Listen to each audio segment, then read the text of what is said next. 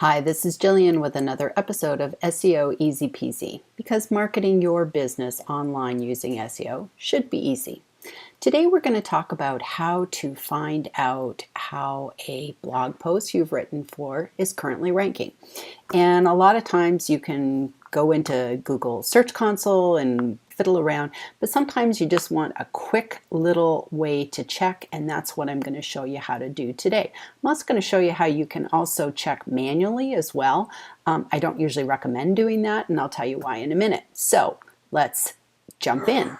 So the first thing is I found a little website here called the Search Engine Genie, and it has a cute little checker. There's no limit on this, so you can kind of go in and do as many as you want. You don't have to pay for it. It's a free service, and it's pretty simple to use. So what you would do is you would go in here and you would type in the name of your domain, or of course you could just copy and paste it. Here is one. It's the truth about SEO. So here's my blog over here, the truth about SEO, and I want to see where exactly is this ranking at. I have to put in the keyword. So the keyword I optimized for was truth about SEO, and I can specify for a particular country, or I can just use it worldwide, USA, whatever. So I'm going to just leave it for USA. And then the little teeny captcha, probably to stop spammy sites using this over and over again. So you have to type in this little captcha, but I think I can add 3 plus 2, so that equals 5. So let's go ahead and put 5, and then we just click submit. And it's pretty fast, and it goes through and it shows me, okay, my keyword truth about SEO is ranking at position number 39. So that's for the entire world, because that's what I said, world USA. So right now that blog post is ranking at 39. I'm going to go ahead and do another one. Let's do, I think I have another one about raindrop, and it's in the middle of the blog post audit right now. So I'm trying to get ideas of different blogs on my website and which ones I should change and optimize and which ones do I have to fix. So this one is called raindrop, and I think the keyword was the best. Oh, I wrote it down somewhere. Here it is. I'll go ahead and put the keyword for that, which was the best way to bookmark websites. I think my captcha still holds of my 3 plus 2. So let's go ahead and click submit. And that one is ranking at position 15, which is pretty good.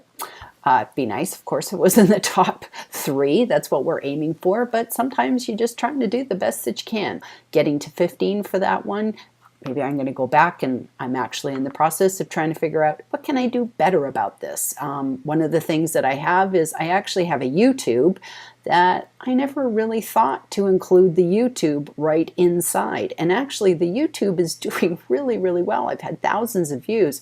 So that could be something very, very simple that if I include the YouTube into the blog post, maybe I can go from 15 to a little bit higher. That's sort of the idea of what I'm doing. So how would I check this manually? Because I told you you could do it manually. What you would do is I would just go ahead, and for that one, let's go ahead and best way to bookmark websites. Here's the keywords.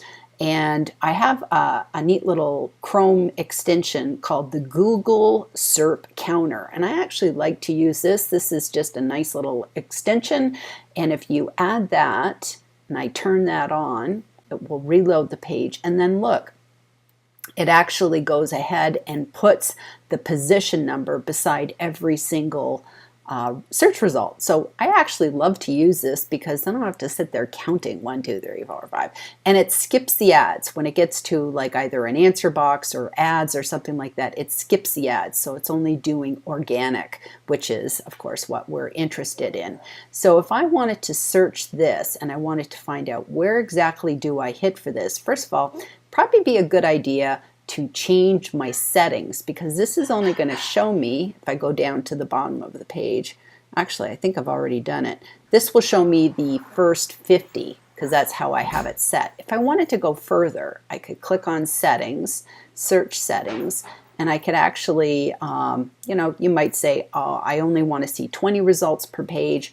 I was set at 50. I could actually even make it go all the way up to 100.